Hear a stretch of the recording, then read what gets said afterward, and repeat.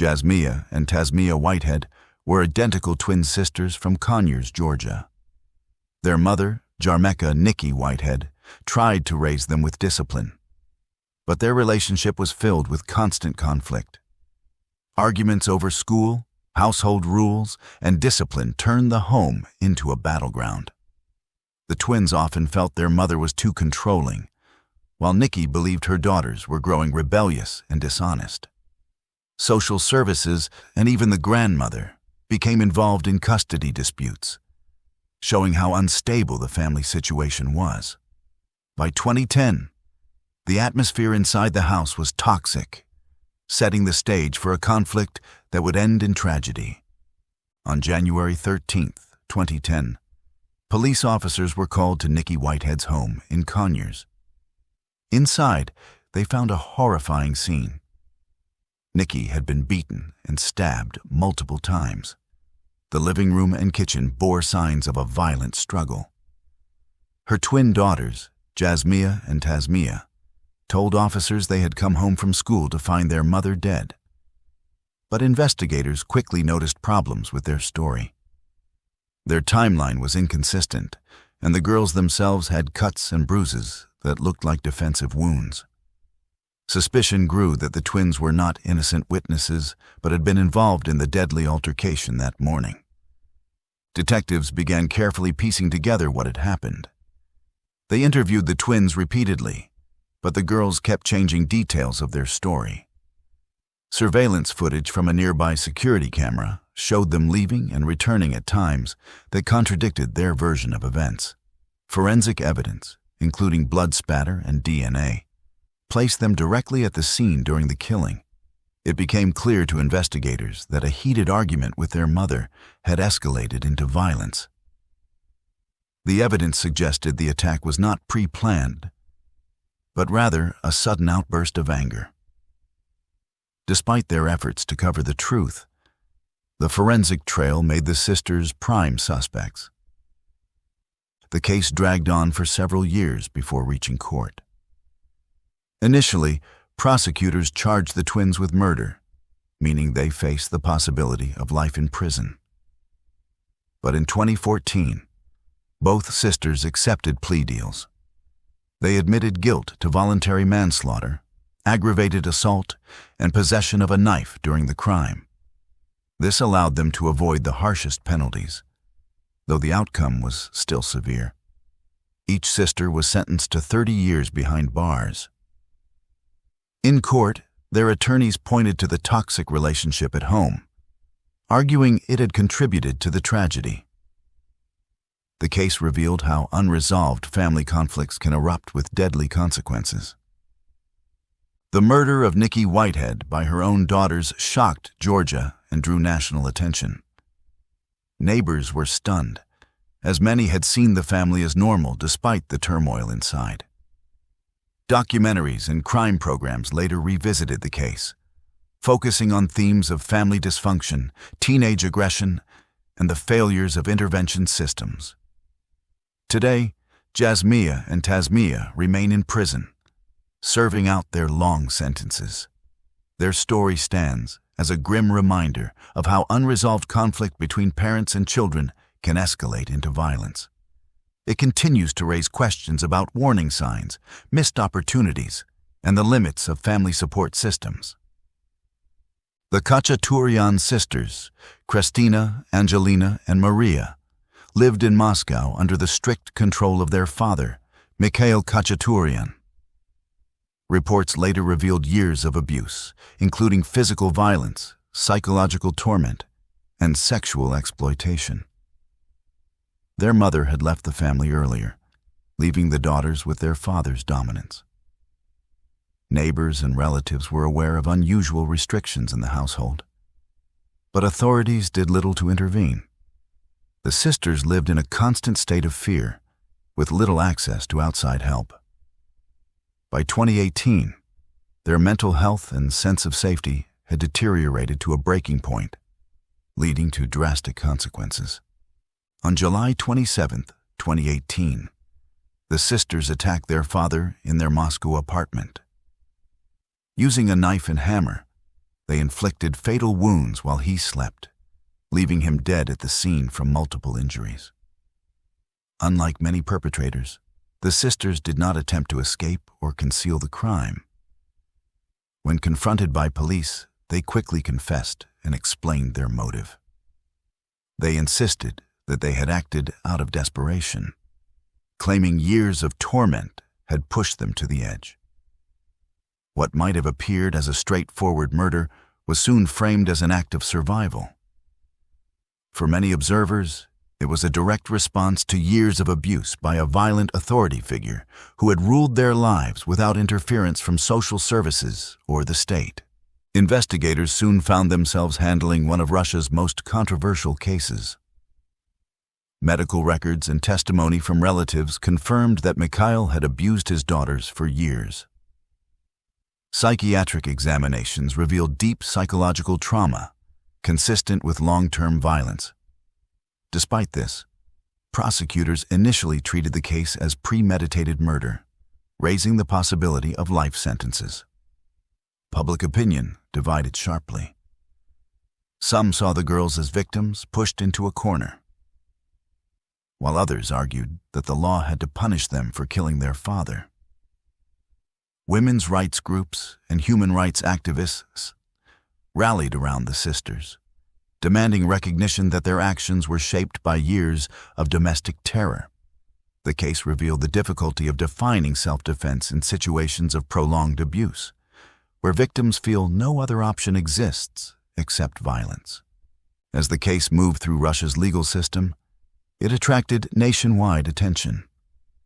The sisters were formally charged with murder, and prosecutors sought harsh penalties. Defense lawyers, however, argued that the sisters acted in necessary defense after years of torment. Gradually, investigators began to acknowledge the mitigating circumstances. By 2020, prosecutors recognized that the abuse had played a critical role. Psychiatric assessments confirmed the sisters had been severely traumatized by their father's control. The trial exposed gaps in Russia's laws on domestic violence, which often left victims unprotected. Ultimately, the court balanced the girls' confessions with the undeniable evidence of their victimization, shaping a verdict that reflected both accountability and recognition of extreme circumstances. The aftermath of the Khachaturyan sisters case extended far beyond the courtroom. Across Russia, it ignited debate on how the country deals with domestic violence and whether victims have any realistic legal protection. Activists pointed to the case as proof of systemic failures, demanding reforms and stronger safeguards for women and children. Public sympathy leaned toward the sisters, who were seen not as criminals but as survivors. By 2021, the case had become a symbol of resistance, showing the consequences of neglect and state inaction. The sisters avoided life imprisonment, but remained under restrictions, their story continuing to raise global questions about justice, survival, and society's responsibility toward victims trapped in violent households. Linda and Charlotte Mulhall grew up in a difficult household in Dublin, Ireland, marked by instability, troubled relationships, and substance abuse. Both sisters were often caught up in toxic dynamics that shaped their adult lives. In 2005, Charlotte became involved with Farah Swaleh Noor, a man with a violent past and a criminal record. He was controlling and aggressive, and his behavior added tension to the already fragile family environment. Linda disapproved of Noor but remained around him during drinking sessions and gatherings. The combination of alcohol, fragile emotions, and dysfunction created a dangerous situation that was heading toward disaster. On March 20th, 2005, after a night of drinking and heated arguments inside their mother's apartment, events spiraled out of control. A fight broke out between the sisters and Noor. In the chaos, Charlotte stabbed Noor with scissors, inflicting fatal wounds. The sisters, intoxicated and terrified, panicked after realizing what had happened. They made the shocking decision to dismember his body with a kitchen knife. The remains were stuffed into bags and dumped along Dublin's Royal Canal in an attempt to cover their tracks. When Noor's torso was discovered days later, it sparked one of Ireland's most disturbing investigations, horrifying the public with its brutality and the involvement of two sisters in such a gruesome act. The discovery of Noor's torso immediately triggered a major police investigation. Forensic experts used DNA testing to confirm his identity, and the trail quickly led back to the Mulhall sisters. Witnesses recalled drinking with them and Noor that night, placing them at the center of suspicion. At first, both women denied having any role in his death, but as evidence mounted, they eventually admitted their involvement. The case gained immense media attention, with headlines dubbing them the Scissor Sisters, a name that underscored both the weapon used and the shocking reality of siblings committing such an act together. Detectives pointed to the role of alcohol and impulsivity rather than a calculated plan. Yet the gruesome dismemberment ensured the case would stand out in Irish criminal history. In court, both Linda and Charlotte faced serious charges. Charlotte, who delivered the fatal stab wounds, was convicted of murder and sentenced to life in prison. Linda, though not the one who struck the killing blow, was found guilty of manslaughter and received 15 years in prison for her role in the crime and for assisting with the dismemberment and disposal of Noor's body. During the trial, shocking details of that night emerged, including the sisters' intoxicated state and the toxic relationships that surrounded them. The verdict struck a balance between recognizing the chaotic circumstances and holding them responsible. Still, the sheer savagery of the act left little space for leniency.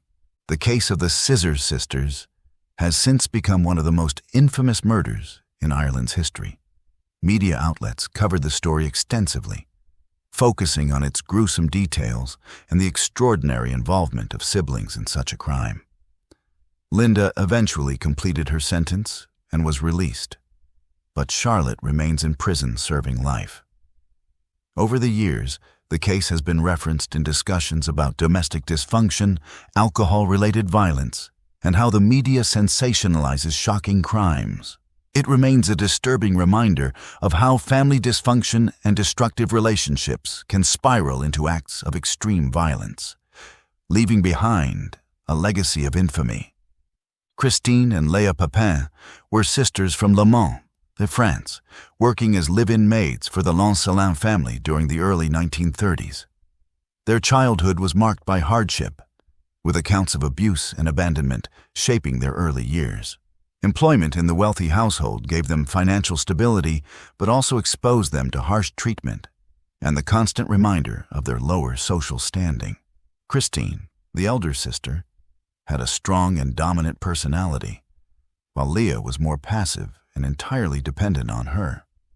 Their world revolved around each other, and their isolated existence as servants fed resentment and growing instability. On February 2nd, 1933, tensions inside the Lancelin household erupted. After a disagreement with Madame Léonie Lancelin and her daughter Geneviève, the Papin sisters launched a frenzied attack. Armed with a hammer, knife, and household tools, they inflicted brutal wounds, killing both women. The victims were left mutilated beyond recognition, their injuries far exceeding the needs of self-defense. The violence shocked even seasoned investigators who arrived later. The sisters did not attempt to flee, instead waiting quietly for authorities. The crime was extraordinary, not only for its savagery, but also because two siblings carried it out together, seemingly consumed by rage. Police and forensic experts were horrified by what they uncovered in the Lancelin home. The intensity of the murders immediately raised questions about the sisters' mental health. Psychological assessments pointed to a condition known as folie à deux, or shared psychosis, in which Leah had been dominated and influenced by Christine's unstable personality. Their life of isolation, with almost no connections outside of each other, had strengthened this unhealthy bond. Evidence clearly implicated both women, confirming that they acted together. The case quickly fascinated the French public and intellectuals, sparking debates about whether it was a product of madness, oppression, or sheer brutality. When the trial began, it drew enormous attention across France. Christine, considered the driving force behind the murders, was sentenced to death, although her punishment was later reduced to life imprisonment. Leah, recognized as the submissive participant under Christine's control, received a 10-year sentence. Throughout the trial, the sisters showed little emotion, further feeding public curiosity. Influential thinkers such as Jean-Paul Sartre and Simone de Beauvoir later analyzed the case as a reflection of class inequality and psychological dependency. Still, the overwhelming brutality of the murders ensured harsh legal consequences. Christine's mental state declined rapidly in prison, while Leah eventually completed her sentence and was released. The aftermath of the Papin sisters' crime ensured its place in history as one of France's most infamous murders. Christine died behind bars, while Leah retreated from the public eye, living a quiet life after release. Over the decades, their story has been retold in books, plays, and psychological studies, often cited as a classic example of shared madness and destructive sibling dependency. The case continues to fuel discussions about the impact of mental illness, social inequality, and family trauma in shaping violent behavior. Even today, the Papin sisters remain a chilling symbol of how psychological bonds can lead to unthinkable acts of violence. Leandra and Lame Matthews were sisters from South Africa whose lives unfolded against a backdrop of poverty, neglect, and social instability. Growing up in an environment with limited resources, they relied heavily on each other but also engaged in reckless behaviors shaped by their surroundings. Their family relationships were strained, and their neighborhood exposed them to crime and instability from an early age. As they transitioned into adulthood, disputes over money and complicated relationships added to the tension in their lives. With few opportunities and little external support, the sisters became increasingly drawn into conflict, laying the groundwork for tragedy. In the early 2000s, a heated family dispute over inheritance and financial disagreements spiraled into deadly violence. Leandra and Lame turned against a close relative during a confrontation, attacking with brutal force. Witnesses later described the incident as sudden yet fueled by long-standing resentment. The victim's fatal injuries shocked both family and community, leaving many horrified at the idea of two sisters acting together in such a violent way. Police accounts documented both planning and uncontrolled rage in the killing, suggesting a blend of intent and impulsivity. The crime became a reflection not just of personal anger, but of the deeper issues of poverty, fractured families, and desperation that shaped the Matthews sisters' world. Police quickly launched an investigation, drawing on testimonies from family members and neighbors who pointed directly at the sisters. Forensic evidence, including weapon traces and blood analysis, confirmed their involvement. During questioning, Leandra and Lame gave conflicting accounts, attempting to shift blame or minimize their roles. Eventually, both admitted to participating in the attack. Investigators noted how financial stress, sibling loyalty, and impulsive rage had combined into a lethal outcome. The broader community reacted with mixed emotions. Some condemned the women as dangerous, while others viewed them as tragic products of hardship and neglect. The investigation revealed how unresolved disputes, when left unchecked, can spiral into deadly consequences within fragile households. When the case reached trial, it attracted heavy media coverage in South Africa. Prosecutors stressed the brutality of the act and the disturbing reality that it was carried out by two sisters against their own relative. Defense attorneys emphasized poverty, lack of education, and social neglect as mitigating factors, arguing that the sisters had been pushed into desperation. Despite these pleas, the court found them guilty of murder. Leandra received a lengthy prison sentence, reflecting her perceived leadership role in the attack, while Lame's youth and subordinate role earned her a somewhat lighter punishment. The trial highlighted the justice system's struggle to weigh accountability against the influence of systemic hardship. The aftermath of the Matthews case continued to resonate long after the sentencing. The sisters remained incarcerated, but their story was repeatedly cited in discussions about the impact of poverty, family dysfunction, and gender-based violence in South Africa. Activists and analysts pointed to the case as a symbol of what can happen when financial tensions and emotional instability collide in the absence of social safety nets. For many, the sisters were both perpetrators and victims of broader systemic failures. Their case endures as a cautionary tale, showing how unresolved conflicts and neglect can escalate into devastating violence within families already under strain. Regina and Margaret DeFrancisco were sisters from Illinois whose lives became the focus of a tragic crime in 2000. Regina, at just 17, was romantically involved with 22-year-old Oscar Velasquez, a relationship strongly opposed by their family. Their connection was filled with arguments, jealousy, and disapproval from those around them. Regina remained attached to Oscar despite the tension, while her younger sister Margaret, only 14, often supported her. By the summer of 2000, the relationship had reached a breaking point. Regina wanted to end things, but the emotional weight and family pressure set the stage for a destructive decision. On July 14, 2000, the situation turned deadly. Regina and Margaret lured Oscar to a remote area under the pretense of meeting. Once there, Regina produced a firearm and shot him several times, ending his life. Margaret had been involved in the plan from the beginning, helping to coordinate and assist her sister before and after the killing. The murder shocked their community not only because of its brutality but also because of the sisters' young ages. It wasn't seen as a spontaneous act of rage but as a calculated choice, transforming a troubled teenage romance into a violent tragedy that ended in death. The police investigation quickly pointed to the sisters. Witnesses recalled conflicts between Regina and Oscar, and forensic testing connected her to the firearm used in the shooting. Margaret's role was uncovered through text messages and other evidence of planning, showing she had supported Regina throughout. Detectives emphasized how Regina had felt trapped in the relationship but chose violence instead of seeking help.